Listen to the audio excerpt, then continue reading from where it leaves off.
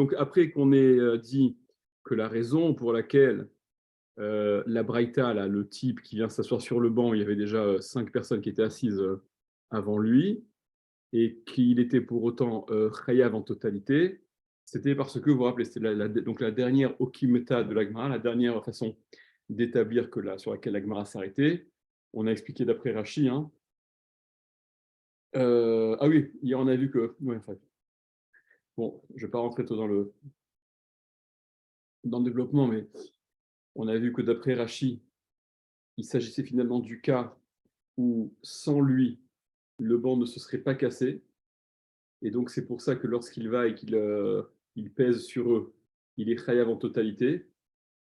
D'ailleurs, c'est intéressant, c'est que c'est intéressant de remarquer, je suis en train de penser maintenant, c'est que vous remarquez que, en fait, Rashi, il me semble, on va réfléchir ensemble, mais Rashi, il est cohérent avec sa pensée, c'est-à-dire, Rashi, c'est celui qui disait les fois précédentes que si l'accident serait intervenu même sans lui, alors, d'après Rashi, vous vous rappelez qu'il doit être quitte en totalité. Vous vous souvenez de ça, hein? Rashi disait, regardez, Rashi, c'était la première petite ligne de Rashi en haut, qui disait Maïka Avid, si même sans lui, les choses seraient arrivées. Qu'est-ce qu'il a fait? Et Rashi, il traduisait ce que la Gemara dit. Qu'est-ce qu'il a fait? Comme signifiant Ve'eno chayav klum, et donc il est chayav de rien. Ok? Et, et là, dans l'histoire du banc, pour Rashi, pour qu'il puisse être chayav en totalité, il faut donc que si lui n'était pas venu, le banc ne se serait jamais cassé avec les premiers qui sont installés. Vous vous rappelez, c'est ce qu'il disait Rashi. Rashi, il expliquait que cette proposition de l'Agmara, qui venait donc dire que non, en fait, pourquoi est-ce qu'il est chayav en totalité? C'est parce qu'il s'est appuyé sur eux, et donc non seulement il les a empêchés de se lever, mais en plus il a pesé de son poids. Et le chidouche, il est que Koro Kegoufo Dame, que sa force, c'est comme son corps à proprement parler. Voilà, ça qu'on on va pas, pareil, ouais. Voilà, c'est pas séparé. On va pas considérer ça comme une espèce de gramma, de truc indirect, voilà, c'est pas tout à fait de sa propre, ça revient en même. Et donc, à l'inverse, il ne pourra être chayav en totalité que si même sans que si le banc ne se serait jamais cassé, si eux et que ceux qui étaient assis au départ avaient continué à rester assis. Et donc c'est vraiment de son fait exclusif que le banc se casse, et par conséquent ça explique qu'il soit chayav en totalité. Mais si le banc aurait dû se casser de toute manière euh, avec une durée prolongée de ceux qui étaient assis, et bien là, il bénéficie, mais c'est ce qui est un peu compliqué à comprendre, il bénéficiait de l'argument qui consistait à leur dire, mais attendez, c'est pas moi tout seul, vous étiez aussi assis, donc vous êtes aussi responsable. Ça marche quand ils n'empêchent pas de se lever. Mais quand il pèse de son poids sur eux et qu'il les empêche de lever, apparemment, il n'y a plus cet argument-là. Donc pourquoi est-ce que Rashi a besoin de dire qu'il est réel en totalité, il est réel en totalité que si eux n'auraient jamais causé le fait que le banc soit cassé? Apparemment, ça veut dire que, d'après Rashi, si de toute manière le banc il se serait cassé avec une durée prolongée de leur part, tu ne peux pas le rendre chayav lui exclusivement, même si au moment où il s'appuie sur eux et il les empêche de se lever, ça va accélérer la brisure du banc, parce qu'on est dans une situation où potentiellement, ben, eux aussi, quoi, à terme, ils auraient cassé le truc. Vous voyez qu'il y a à voir. Et par ailleurs, je vous dis, les autres Rishonim, il y a d'autres Rishonim euh, qui, eux, disent que... attendez, comment ils disent l'autre régime? Ouais, on avance parce que ça nous ferait... Voilà, je ne me souviens plus précisément ce qu'ils disent, mais ça nous mettrait... voilà, ça nous ferait passer trop de temps sur ce point-là. Donc, venez, on avance. Donc, suite à cette histoire-là, le banc, etc., l'Agmara poursuit et demande. Donc, regardez, l'Agmara, elle est à peu près au niveau de au milieu de l'avant-dernier Tosfot. L'avant-dernier Tosfot, Amishum Demimela, là, dans la Gemara, Vetou les cas. Maintenant, vous connaissez cette expression, Vetou les cas. Vetou les cas, et c'est tous les cas. D'accord, Vetou et encore les cas. Il n'y a-t-il pas d'autres cas qui auraient donc pu. Non, c'est quoi? Est-ce qu'il n'y a pas d'autres cas? Est-ce qu'il n'y a pas d'autres cas qui pourraient venir illustrer ce que la Mishnah dit? En l'occurrence, je peux causer une petite partie du dégât et me retrouver chayav en totalité. Dit la Gemara, hein, Veha Ika, mais voilà qu'il y a Hadetania, ce que l'on a enseigné. Ouais, ça c'est une Gemara dans Sanhedrin aussi. Alors, allez, chez nous aussi plus loin d'ailleurs. Yikuhu Asara Bne Adam Be'eser Maklot. Ils l'ont frappé, 10 hommes, avec 10 bâtons. Il y a 10 types qui vont lyncher un type. Ils le frappent chacun avec un bâton. Donc, ils sont chacun à son bâton, chacun le roue de coups. Ben bevatachat, que ce soit en même temps. Donc, ils sont même pas organisés, quoi. Ben bezer charze, ou que ce soit l'un après l'autre, vemet, et qu'il est mort. Kulan pturin, tous sont patours. Rabbi Yehuda ben Betera Omer, Rabbi Yehuda ben Betera lui dit, Bézé acharze, non, dans le cas où c'est l'un et ensuite l'autre et ensuite celui d'après, à acharon chayav, c'est le dernier qui est chayav, mipne shekirev et mitato, parce qu'il a approché sa mort, il a accéléré sa mort. Alors, ce cas, il est intéressant, ce cas, parce que c'est vraiment c'est les cas, on a l'impression que c'est l'actualité, quoi. Les types, ils se font lyncher, c'est toute une bande, tu vas sanctionner qui, d'accord, qu'est-ce que tu fais? Est-ce qu'ils vont s'en sortir avec un non-lieu, avec je ne sais quoi? Là, là, il est question dans cette marloquette là qui oppose les Chachamim à Rabbi Yehuda ben Betera. La marloquette, elle pose sur la peine capitale, hein. Donc, il ne s'agit pas de les libérer tranquillement, etc. Mais la question, elle est, est-ce qu'on va en exécuter un? On va les exécuter tous? Comment ça se passe? Donc, quand ils sont tous en train de taper simultanément et que sous les coups de tous ces 10 qui tapent, ils meurent, tu peux rentrer à ta personne. D'accord? Il n'y a pas de moyen de distinguer, de savoir. Et Bichlal, parce que probablement que c'est l'action. C'est pas l'action cumulée de. Voilà, exactement. Donc, voilà. Et donc, la peine de mort, elle ne peut pas être donnée à chacun d'entre eux. Mais dans les discussions, il y a quand même, en tout cas, il a apporté le coup fatal, ça comme cette discussion de. Mais quand ils sont en même temps? Ouais. Quand ils sont quoi? Quand c'est en même temps, quand c'est l'un après l'autre. Ok, c'est ce qu'il dit Rabbi Yehuda ben Betera. Rabbi Yehuda ben Betera, il dit, quand par contre ils les ont tapés les uns après les autres, c'est le dernier qui va être Hayav, parce que c'est lui qui a hâté la mort. C'est que ceux d'avant, ils ont aussi participé, comme la Gemara dit, la Gemara, elle a une expression qu'elle emploie sur un type qui a volé un animal. C'est qui ça? Hein? Il est chez nous, je sais pas. Ouais. Ah non, c'est Laurent. C'est Laurent. Un type qui a volé un animal et à cause de ses mauvais soins,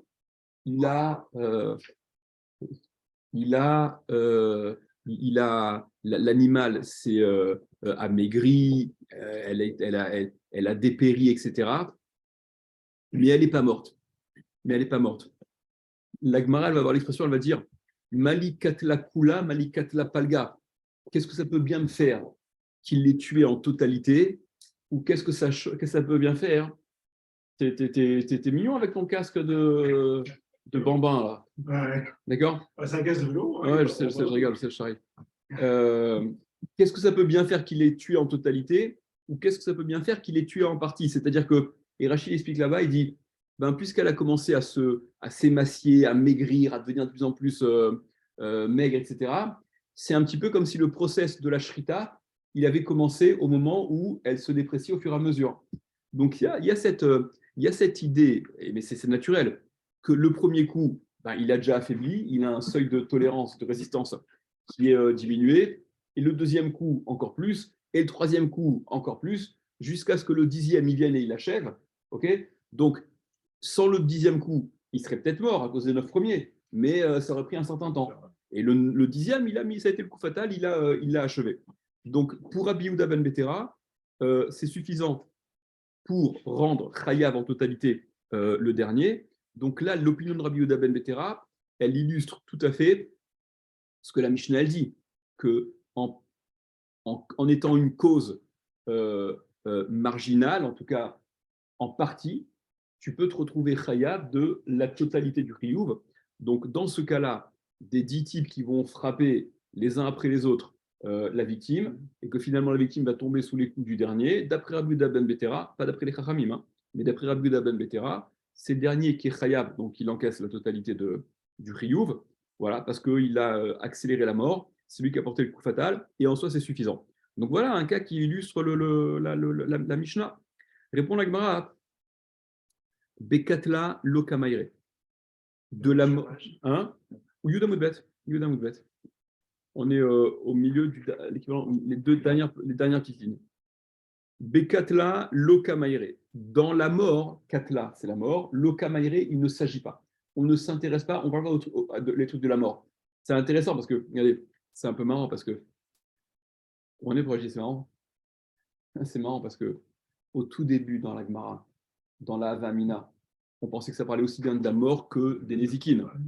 Et quand on a relevé le fait que si ça parle aussi des Nézikines, alors c'est pas en accord avec Rabbi.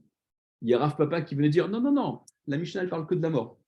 Et là on est en train de dire non, non, on parle pas de la mort, on parle des Nézek mais pas de la mort. D'accord? Donc si on parle des Nézikines, des dégâts, mais pas de la mort, donc là t'es clair et net, pas comme Rabbi, mais bon. Ok.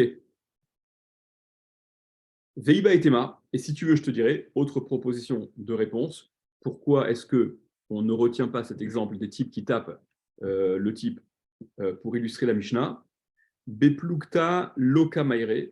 Et si je te donne une autre réponse, c'est que Beplukta, dans une marloquette, dans ce qui est sujet à une marloquette, loka maire, il ne s'agit pas de cela. C'est-à-dire qu'on ne doit pas illustrer la Mishnah avec un cas qui ne fait pas unanimité.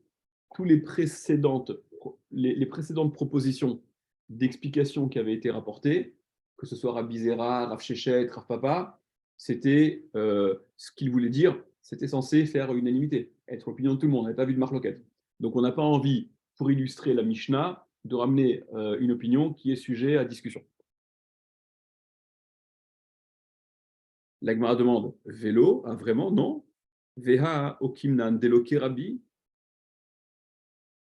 Mais pourtant, on avait établi la Mishnah, ce que je vous disais avant, on avait établi la Mishnah pas comme Rabbi.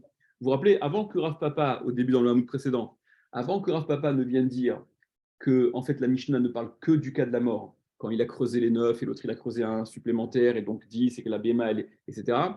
Donc la Mishnah disait, enfin, la Mishnah disait pas ça, on a illustré la Mishnah avec cette braïta. La Mishnah, ce qu'elle disait, c'était que en étant, vous vous rappelez les termes de la Mishnah, Ircharti bemiktsat nisko, chafti betachum nisko, j'ai participé en partie et pour autant je me retrouve chayav en totalité. Donc on avait illustré dans un premier temps avec l'histoire des 9 farim et du tefar supplémentaire. Et quand on avait dit, ah mais dans ces cas-là, si le dernier il est chayav pour tout, que la bête elle soit morte ou qu'elle soit endommagée, c'est pas en accord avec Rabbi. Parce que d'après Rabbi, pour les nézikines, ça doit se partager, puisqu'à 9, il y avait déjà de quoi causer le nézek. Et donc Rav Papa était venu dire, non, non, mais la Mishnah, hein, elle parle pas de. Donc à ce niveau-là, la Mishnah n'allait pas comme Rabbi. D'accord? Donc on avait établi que la Mishnah, pour illustrer la Mishnah, que ce soit ce cas-là des 9 plus 10, sans faire de distinction dans un premier temps, Nezek ou Mita à la clé. Donc la Gemara demande, vélo, vraiment, on ne parle pas d'un truc qui est sujet à marloquette, Veaokim Nandelo Rabbi, pourtant on l'a établi la Mishnah, n'allant pas comme Rabbi, avant que Rav Papa il vienne lui dire que non, non, tu sais quoi? Répond la Gemara, hein. Donc ne me dis pas qu'on n'a pas enseigné, on n'a pas appris la Mishnah ne parle absolument pas de ce qui peut être sujet à marloquette. Répond la Gemara, hein. Delo Kerabi ou Kerabanan Mokminan, que ce ne soit pas comme Rabbi, que ce ne soit pas selon l'opinion de Rabbi. Delo Kerabi, ou Kerabanan, mais que ce soit que ce ne soit pas comme l'opinion de Rabbi, mais que ce soit selon l'opinion des Chachamim, Mokminan, on peut établir. C'est pas si dérangeant que ça. C'est-à-dire, avant que Rav Papa n'intervienne et que l'on ait donc compris que l'histoire des 9 Tfachim plus 10 Tfachim qui mettent à la charge exclusive et totale du deuxième, celui qui a creusé le 10e Téphar, dans un cas où même c'est des nézikines, des dégâts qui sont à la clé, et que donc ça, ce ne soit pas en accord avec Rabbi, c'est pas très grave parce qu'on peut établir la Mishnah n'allant pas comme Rabbi dans la mesure où elle suit l'opinion des Chachamim en général. Même si vous vous rappelez, hein, c'est quelque chose d'un peu dérangeant puisque c'était la raison pour laquelle Rav Papa il intervenait. Rabbi, c'est celui qui a compilé les Mishnayot. Mais quoi qu'il en soit, c'est pas plus dérangeant que ça que celui qui n'est pas en accord avec l'opinion de la Mishnah. Voilà, c'est un Yachid, quand bien même c'est Rabbi, dans la mesure où les Chachamim, eux, c'est ce qu'ils pensent. Par contre, qui est Rabbi Yehuda ben Betera, vélo Kirabanan, par contre, l'exemple qui est rapporté de la Gemara plus loin et de Sanhedrin, les 10 types qui tapent, etc., et que l'on dise que l'un après l'autre, alors c'est que le 10e qui va être Hayav, et ça n'est que l'opinion de Rabbi Yehuda ben Betera, mais pas l'opinion des Rabbanan, là c'est déjà plus dérangeant. Établir la Mishnah comme étant selon, pas simplement que c'est selon une opinion, donc c'est sujet à marloquette, mais que l'opinion qui serait celle qui est à retenir, c'est l'opinion de Rabbi Yehuda ben Betera, un Yachid, contre tous les Chachamim, ça on ne veut pas. Ok? Alors, prenez Rashi. Regardez, Rashi, les dernières petites lignes, une dizaine de petites lignes avant la fin. Tourine. Donc on disait dans la Braïta, que lorsqu'ils les avaient les 10 avaient tapé, d'après les Khamim, que ce soit en même temps ou l'un après l'autre, ils étaient tous patours. Rashi explique Shen Yadoua Alidemina Nerag, parce qu'on ne sait pas à cause de qui il a été tué. C'est-à-dire qu'apparemment, d'après les Khamim, qui pensent que même si c'est les uns après les autres, on ne peut pas faire dépendre la mort du 10e qui a porté pour autant le coup fatal. C'est comme dans le cas du mort, il aurait pu mourir 10 minutes après si le 10e n'avait pas tapé. C'est ça. Chez Kirev Mitato, et pour autant Rabbi Yehuda ben Betera, lui, il dit c'est le 10e, c'est l'un après l'autre, les uns après les autres, qui est Chaya, parce que il a accéléré la mort, quoi qu'il en soit. Rashi, au plus que taillou des Rabbi Yehuda ben Betera, Verabanan, Mefarshim, Sanhedrin, Perekelu, et Nisrafil, voilà. Et donc cette marque locale, elle est expliquée dans Sanhedrin. C'est un perek intéressant, c'est une tsugi intéressante là-bas. Rabbi Yehuda Sava, Rabbi Yehuda y pense, Kiyake Kol Nefesh Adam Ktiv, des Mashma Kol Dehu Nefesh. Rabbi Yehuda il fait la dracha, hein. La Torah, lorsqu'elle parle de celui qui porte un coup mortel à son prochain, la Torah dit Kiyake Kol Nefesh Adam, lorsqu'il frappera. Kol Nefesh Adam, toute âme d'un homme, ça peut toute vie. Et il fait la dracha, hein, des mashma, kol dehu nefesh, tout ce qui est une partie de la vie. Dès qu'il y a ce dernier souffle de vie qui lui est resté et qu'il a donc abrégé, c'est suffisant voilà, pour qu'il entre dans le cadre de ce dont parle la Torah. Verabanan Savré, Rabbanan pense, Kula nefesh, non, qui a Keko nefesh, c'est toute la vie. Il doit être responsable de lui avoir ôté toute la vie. Mashma, ça s'entend d'après le Khamim. Ve'ainu, et donc, c'est ce qui vient illustrer, d'après Rabbi Yehuda ben Betera, Ircharti bemiktsat nisko, j'ai causé en partie le nezek, le dégât, Doumia de Choferbor, ce qui ressemble au cas de celui qui a creusé le trou, chez Arishon Nezik ve'acharon arag, que le premier, il était responsable du nezek, le premier, évidemment, qu'il est partie prenant. D'accord, il a une quote-part dans la responsabilité de la mort, mais c'est le dernier qui a tué, qui véritablement a tué. Donc ça ressemble. Les cas sont similaires. Dans la perception l'opinion de Rabbi Yehuda, elle est assez en adéquation avec l'histoire du bord de 9 plus le 10. Les 9, ils sont pas, les 9 Tfachim, n'y sont pas pour rien, évidemment, qui sont responsables, peut-être même enfin, dans le cadre du bord, c'est plus évident, en majorité même, Dans le cas de ceux qui ont asséné les coups les uns après les autres jusqu'au 9e, évidemment, qui sont tout aussi partie prenante de la mort qui est imminente. Et le dernier, c'est le dernier téphare qui est creusé. Parce qu'a priori, si on avait creusé que 9 parties, a priori, personne ne serait mort. En effet. Alors que là, effectivement, il aurait pu mourir 10 minutes après le 9e coup. Ah, toi, tu dis qu'il y a encore plus de raisons. Donc, attends, dans ces cas-là, par rapport à leur point de vue de rendement de faux. Voilà, de dispenser le dernier, ne pas lui faire reporter la charge exclusive. Alors qu'en théorie, avec de Farim, tout le monde est sûr qu'il n'y aurait pas de mort. Bon, mais ce qui est certain, si tu veux, c'est que, en effet, pour les Khamim, ça peut. Pour le banc, c'est une question de temps. Pour le banc, ça dépend quel. Voilà, pour le banc, laissons un peu de côté, parce que, comme je vous l'ai dit, ça dépend de quelle grille de lecture. Rachi, les autres Rishonim, etc. Il n'y a pas mort d'homme pour le banc. Ouais, c'est bien qu'on puisse dire. Mais dans le cas du trou, une fois que l'histoire elle est avec la participation des deux, de toute manière, ça reste l'effet conjugué des deux, enfin des 9 premiers du 10e, ou du premier et du 10e téphar. Par contre, ce que je comprends, c'est que Vadaï, on dit 9 farim, personne ne mourra, et 10 farim, voilà. Ouais, c'est pas Vadaï. Il peut mourir même à 3 farim, et il peut ne pas mourir à 15 farim aussi. C'est ce qui est susceptible. C'est considéré on considère que. Ok. Donc voilà, donc la suite de Rachid, on a expliqué. Hein. Delo Kerabi ou Kerabanan Mukminan, ça ne dérange pas d'établir la Mishnah avec, selon une opinion, donc qui serait objet du marloquette, qui n'irait pas selon l'opinion de Rabbi, mais qui irait comme les Chachamim, comme les Rabbanan. Mukminan, ça on peut établir.